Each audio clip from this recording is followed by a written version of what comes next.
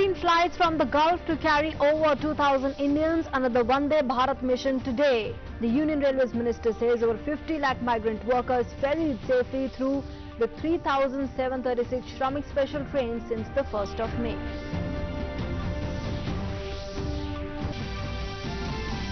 Rajasthan, Punjab and Madhya Pradesh intensify efforts in dealing with the risk of locust attacks at several places in North India.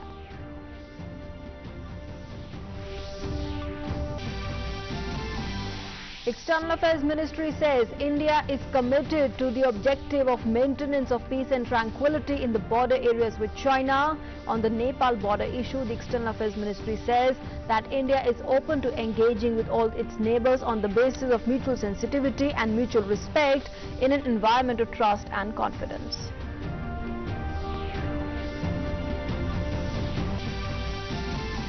In India, the recovery rate of COVID-19 patients improves to 42.88% with 71,105 patients cured so far. The total 89,987 active cases in the country and 4,706 deaths. The global confirmed COVID-19 cases crossed 58 lakh with more than 3,59,000 deaths. The US remains the worst affected, crosses 17 lakh cases and over 1 lakh deaths.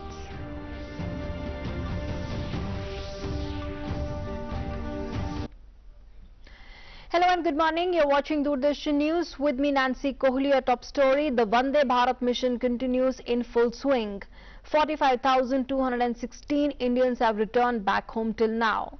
And during phase 2, a total of 429 Air India flights, that's 311 international flights and 118 feeder flights from 60 countries are scheduled to land in India. 13 flights are scheduled from the Gulf countries today to bring back nearly 2,000 Indians. The maximum number of flights has been scheduled from the UAE. 6 flights will take off from Dubai to Jaipur, Kochi, Kannur, Hyderabad, Kozhikode and Thiruvananthapuram. Another 2 flights are scheduled from Abu Dhabi to Kozhikode and Thiruvananthapuram. Saudi Arabia has 2 flights scheduled to India. From Riyadh there is a flight to Srinagar, while from Jeddah the flight is scheduled for Kozhikode. Kuwait has 2 flights scheduled to Ahmedabad and Kozhikode. Muscat has 1 flight to Kochi and Doha has 1 flight to Kannur. Priority is being given to distressed workers, stranded tourists, expecting women, medical emergency cases and the senior citizens sending back home. And the second repatriation flight bringing in 276 seafarers from Italy landed early morning at Goa airport. All the required protocols were duly followed and taken care at the airport. 73 seafarers are the residents of Maharashtra and remainings are from Goa. The state transport buses have also been arranged from the airport. Moving on now, the Union Railways Minister Piyush Goyal has said that over 50 lakh migrant workers have been ferried safely to the respective home states. Till yesterday, 3,736 Shramik Special Trains have been operationalized from various states across the country.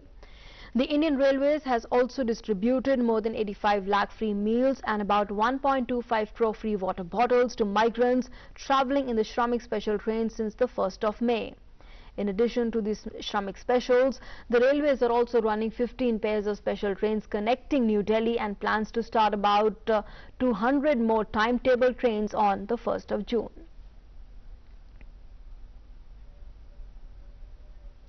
And with regard to the Shramik Special Trains, the Indian Railways has observed that some people who are availing this service have pre-existing medical conditions that aggravates the risk they face during the COVID-19 pandemic. A few unfortunate cases of deaths related to pre-existing medical conditions while travelling have happened. In order to protect the vulnerable persons from COVID-19, in line with the Ministry of Home Affairs, the Railways Ministry has appealed to people that persons with co-morbidities like hypertension, diabetes, cardiovascular disease, cancer, immunodeficiency conditions, expecting women, children below the age of 10 and persons above 65 years of age may avoid the travel by rail except when it is only essential. The Indian Railway Parivar is working 24/7 to ensure that all the rail services are provided to all the citizens of the country needing to travel. But the safety of the passengers remains the biggest concern of the railways. So the Railways has sought the cooperation of every citizen in this matter. And in case of any distress or emergency, please do not hesitate to reach out to the Railway Parivar, and they will be there to help you as always. In fact, the helpline numbers they are being flashed, 139 and 138.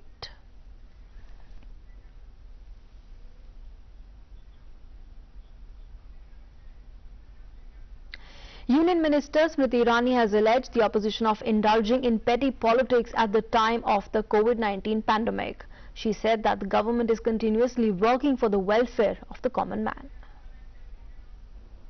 ये राज्यों की भूमिका बनती है कि उनकी जन्म भूमि वाले राज्य में और उनके कर्म भूमि वाले राज्य में होस्ट एंड होम स्टेट दोनों को अपनी भूमिका और जिम्मेदारी निभानी होगी। अगर केंद्र सरकार 85% पैसा रेलवे किराए का खर्च कर रही है और मुफ्त में खाने का और पीने का व्यवस्था ट्रेन में कर रही है और इसके अलावा प्रवासी मजदूरों के लिए 2 महीने का राशन मुफ्त में दे रही है, तो हम तो अपनी ओर से पूरी मदद सहयोग कर रहे हैं। राज्य थोड़े से और संवेदनशील होकर इस पे काम करेंगे तो मुझे लगता है इसमें और फायदा मिलेगा। ये राज्यों की भूमिका बनती है कि उनकी जन्म भूमि वाले राज्य में और उनके कर्म भूमि वाले राज्य में होस्ट एंड होम स्टेट दोनों को अपनी भूमिका और जिम्मेदारी निभानी होगी। अगर केंद्र सरकार 85% पैसा रेलवे किराए का खर्च कर रही है और मुफ्त में खाने का और पीने का व्यवस्था ट्रेन में कर रही है और इसके अलावा प्रवासी मजदूरों के लिए 2 महीने का राशन मुफ्त में दे रही है, तो हम तो अपनी ओर से पूरी मदद सहयोग कर रहे हैं। राज्य थोड़े से और संवेदनशील होकर इस पे काम करेंगे तो मुझे लगता है इसमें और फायदा मिलेगा।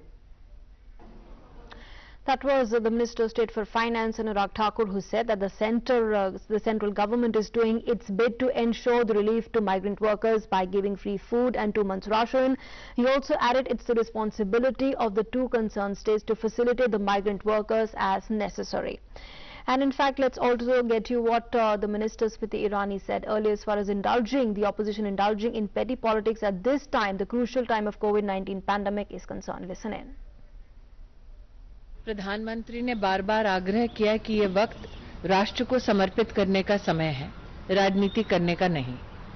फिर भी कांग्रेस जो ऐसी महामारी के वक्त में अपनी राजनीतिक रोटियां सेकना चाहती है, उनको मेरा मात्र इतना ही आग्रह है कि जिस सरकार के ऊपर वो कटाक्ष कर रहे हैं, उस सरकार ने 1,76,000 करोड़ का गरीब कल्याण का पैकेज पहुंचाया। उनकी अपनी प्रदेश की सरकारें इस बात की गवाह हैं कि गरीब के घर तक न सिर्फ 3 महीने का, बल्कि जो हमारे प्रवासी मजदूर हैं उनके लिए और भी राशन की सुविधा इसी सरकार ने मुहैया कराई। ट्रेन, बसेस, प्लेन्स के माध्यम से चाहे हिंदुस्तानी किसी शहर में हो, चाहे विदेश में हो, उसको घर तक पहुंचाने की व्यवस्था की गई। The Uttar Pradesh government has prepared a database of the migrant workers coming in from other states through skill mapping to ensure employment to them in the state itself. The government aims to provide employment to these skilled workers in every industry. The effort seems to be now bearing fruits with the Indian Industries Association, the National Real Estate Development Council and the CII to signing up an MOU with the Uttar Pradesh government. And this will benefit over 9 lakh workers. The Uttar Pradesh government's priority is to give work to everyone that will ensure the overall development of the state. And let's now go across to our correspondent Arun Sharma, who is joining us with more inputs on that. Arun, it's a great move that's been started by the Uttar Pradesh government, and clearly the focus there being on giving employment to the skilled people of this country, and in fact also generating lots of jobs. That's right, Nancy. I mean, let's try to understand this way that reverse migration is happening at both the levels. That means we are witnessing a global reverse migration. That means Indians who were settled abroad, who were living abroad, who were servicing other countries, they are now migrating right now again back to India. And the people who are working in big cities, metro cities, they're also migrating towards their home or villages.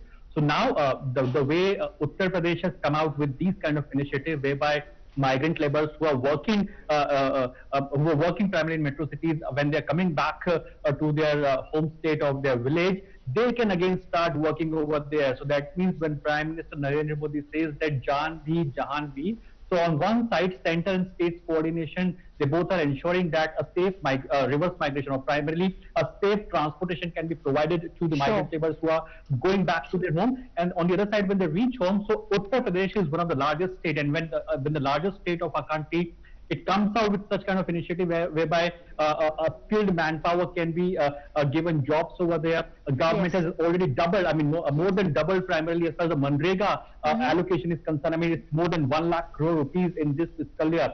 So yes, more and more money can be allocated for under the Manrega, and a state like Uttar Pradesh, when it is providing jobs to people, skilled manpower, mapping all the migrant laborers or the laborers primarily.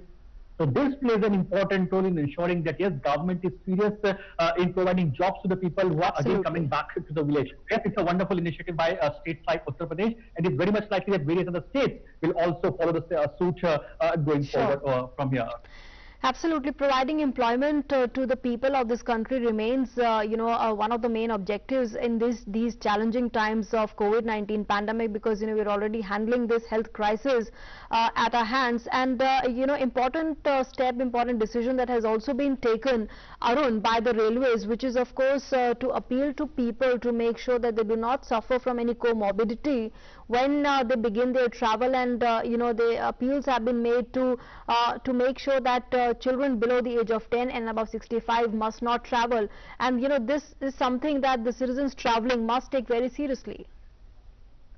That's right.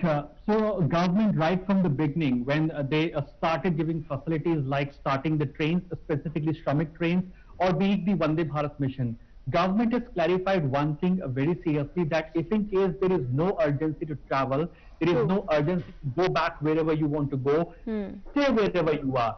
I mean, look at this way, be it the Vande Bharat Mission, government is giving priority to those Indians who are in actual distress as of now. That means women, those who have lost their jobs, they are running out of their money, their savings, and those who want to return back really because of the health crisis or any health emergency in their back home in India. So government is giving priority to those Indians who are stranded abroad. In a similar fashion, now Railways is also appealing to the people, and it was appealing earlier also, that if in case there is any senior citizen above the age of 65, there is no need for him to travel. Government is ensuring, I mean, be it the states and the center, they're actually working in great coordination, and the coordination is the key of the hour. So the actual need is that now it is a public participation. Public should understand this fact that this coronavirus or COVID crisis, they should understand this fact that yes, if in case there is no urgency, so that means children below the age of 10, senior citizens above the age of 65, right, absolutely, who want to travel should avoid traveling at this moment.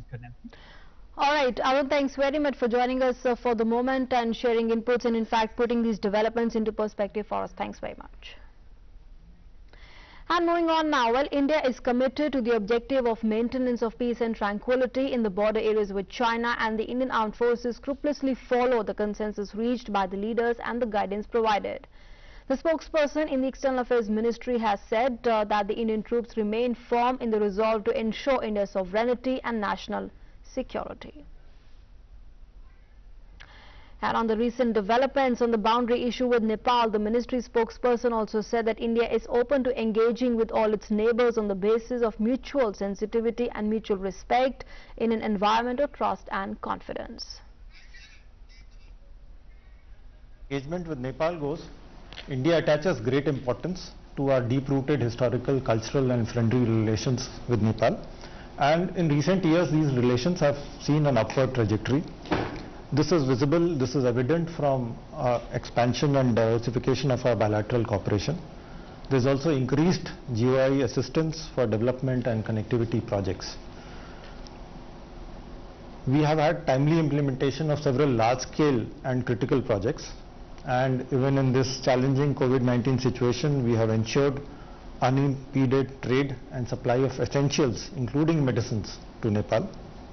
We are also providing medical supplies and other facilitation.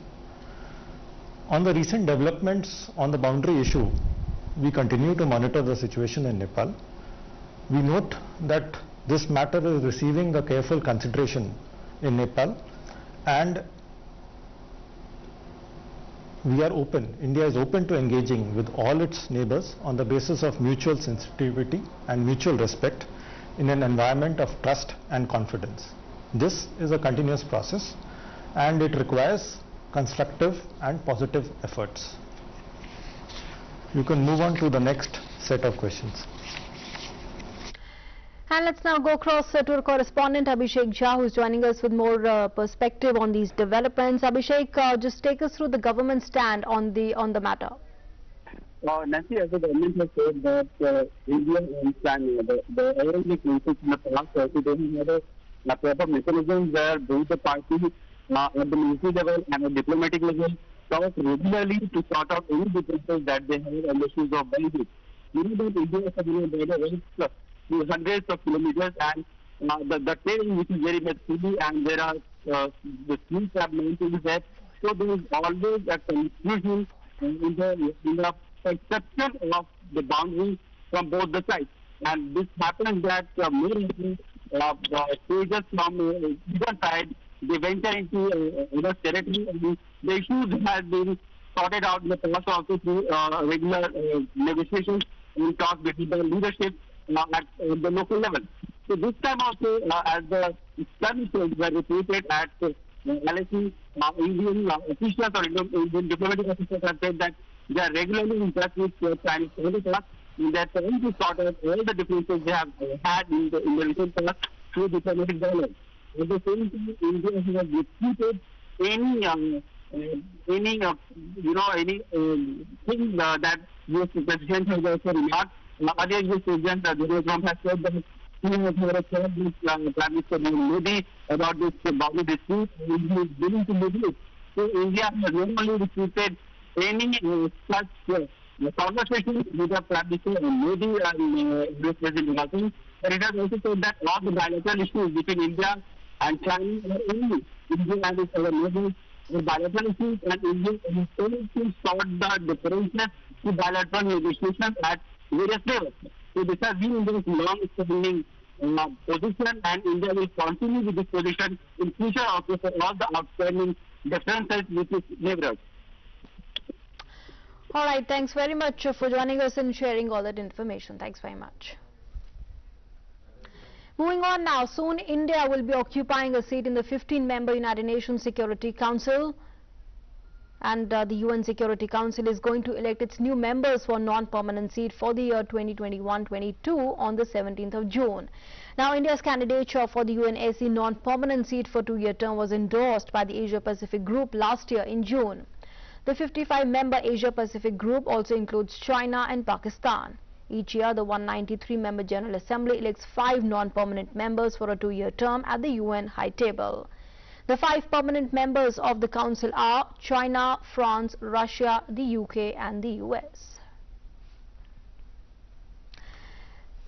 And let's now move on, get you some more news as far as the latest updates on the COVID-19 situation from across the country is concerned. And talking about the figures, according to the Health and the Family Welfare Ministry, 89,987 active cases have been registered across the nation, and a total of 71,105 people affected with COVID-19 have been cured and discharged, while 4,706 people have lost their lives due to COVID-19.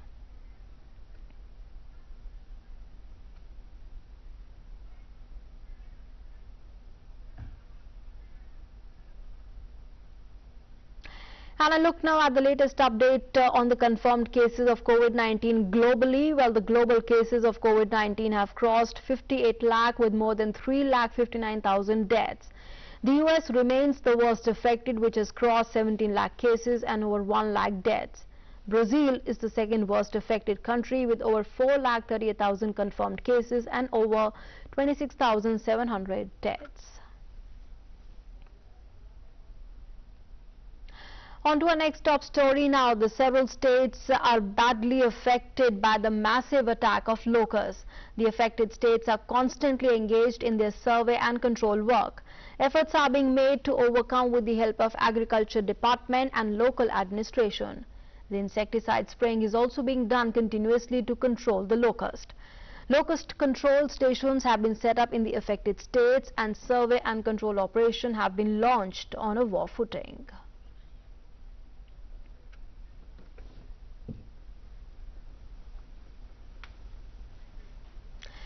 Talking about Cyclone Amphan now, which had uprooted several trees, hindered the movement of traffic and led to power disruptions in several parts of Kolkata.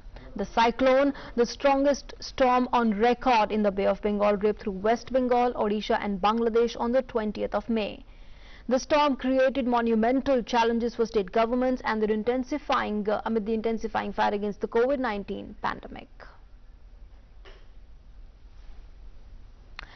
And let's now go across to our correspondent Momita, who is joining us with more inputs from Kolkata. Momita, first of all, give us a sense of the reconstruction, the rehabilitation work that you are seeing around you in the state of West Bengal after, of course, the cyclone had battered the entire state and the adjoining states as well.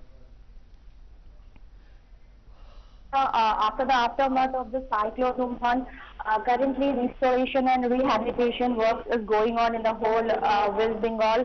The NDRS, SDRS and all the agencies from the center are working in highly affected areas to clear up all the stuff. If you talk about in the city Kolkata, the road was blocked due to trees was uprooted because of electric poles and mobile towers. So all the teams have been deployed there to clear all the roads for a smooth transportation and all. I would also like to mention that the army team has also been deployed in the city to clear up all the trees and other things. If we talk about restoration of electricity and mobile network, currently 98% of the restoration has been done. If we talk about the mobile network, in many places the mobile connectivity is on, but in most affected areas of West Bengal like Sundarban, Hooghly and some of the East Midnapur and West Midnapur areas, their mobile network has not been restored completely, but they are assuring that in coming days it will be totally the restoration work will be done. Even the Mamata Banerjee is she's doing a daily review meeting so that how much work has been done or not. So she also assured to the people because of this COVID-19 issue, workers are less here, so it's taking more time to clear up the stuff. Plus, after the aftermath of cyclone, rainfall is continued in West Bengal. So it has become little bit difficult for the teams, for the state and the center teams to work in the ground. But in the due courses, the things will be okay. It is more than 8 days. 90% of every work has been done. Rehabilitation process is started, though it will take another some time because of the the increment of the weather condition in West Bengal. All right, Momita, thanks very much for joining us for the moment and sharing all those inputs. Moving on now, Rajya Sabha MP and former Union Minister M.P. Virendra Kumar passed away at Kozhikode yesterday. He was 84. He was admitted to the hospital after suffering a cardiac arrest. The last rites will be held at Wayanad today. MP Virendra Kumar, who was presently the Managing Director of Matrabhumi Publications, had occupied several top positions like Chairman PTI, the President of the Indian Newspaper Society and Lok Sabha MP. He had bagged several awards including Kendra Sahitya Academy Award, the Odakuz Award, Rajiv Gandhi National Award as well.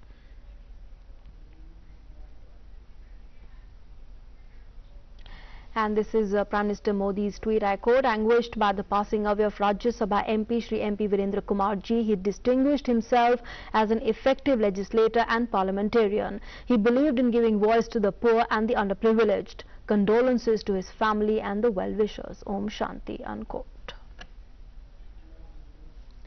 And with that, it's a wrap on this edition of the news. Thanks for being with us.